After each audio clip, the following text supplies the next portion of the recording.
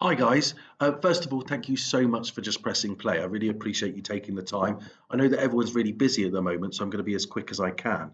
I wanted to introduce and explore the past Interim Student Survey or the WSO Wellbeing Survey with you. This is something that's going to be conducted by every teacher with their class on a half-termly basis. And the reason for that is we already do the pass test, but that just creates one window for us to look in of how the children felt on a certain day at a certain time, just when they first started their new year. So we're not sure what kind of accurate picture that gives us. So we wanted to do something more regularly throughout the year to build a more accurate picture.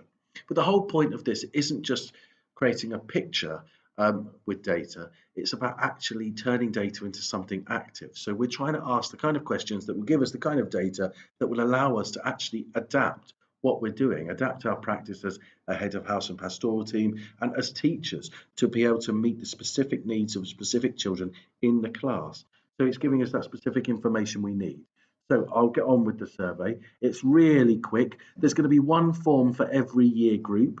So you just select the class, but it just controls the amount of data on the actual form. And so they enter their name. Pat. Today I'm going to be Pat. There you go. And off I go. So being very upfront, this is first section is attitudes to self. And how happy are you? I'm going to click 5. Pat is. Now, this is the bit I get excited by. This is the contextual information. So do you feel any of the following feelings? I'm going to put tired. You can see what they are there. Now, when we look at the data, hopefully you'll see why that's a really important section that we've added.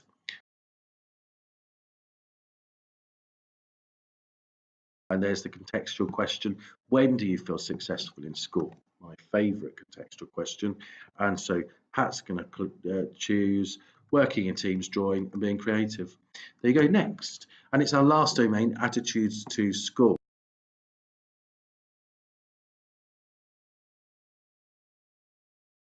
Now we've got our contextual information at the end. If you had a problem, who would you go to? Teacher, teaching assistant, head of house, assistant principal, school counsellor, vice principal and principal. And with all of these contextual sections, they can tick as many as they like.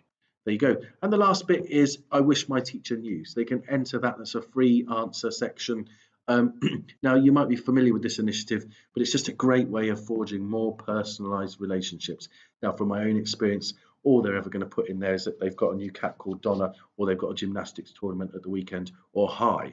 But when you respond to that, you follow that up with a question in class or in the corridor, then I can tell it's really impactful to them. But the data. So it will generate data, and this is real data. These are some classes that we trialed it with, not the first two. Joe Bloggs is not a real student, but the rest are. And so what we have here is the first section, attitudes to self. Now you could choose to look down each of these columns, each with a top score of 5, and work out who's happy and who isn't, then who's calm and who isn't. But I don't think that's the best way to do it. So we've got the 3 positive feelings, the 3 negative feelings.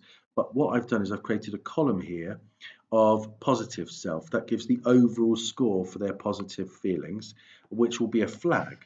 So if it's low, that's a flag that you need to investigate more. If it's high, that's great, but maybe they're the key to understanding how we can make all the children happy.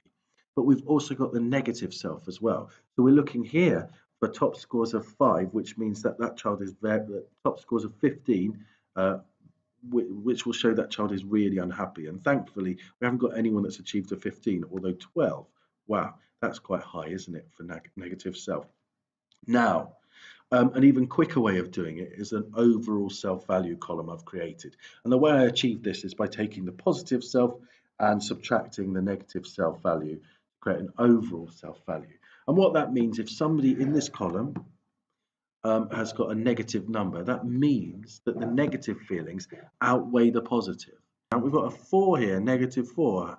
Okay, and what we can do is we can follow it along, but don't forget I said the exciting contextual information. So we can look at this -4, -4, and we can see that the child has put there exhausted. If a child's exhausted, that could easily explain these negative values. Now there's lots we can do about that. So we've got the Health Hub website, which has lots of information on how to support children with sleep that we can share with the parents. It's got lots of information about the importance of sleep that we can share with parents.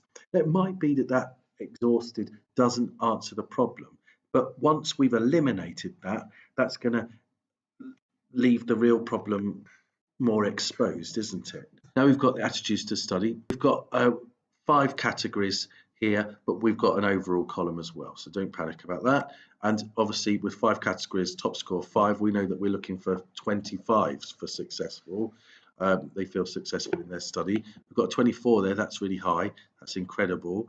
But the low scores, and I know from looking before that 16 is about as low as it goes. And so I look at 16, so what my next question would be is, so when do they feel successful? In maths, during sport and drawing. So that would suggest a lot of spatial, maybe if you were thinking about it in Cat 4 terms.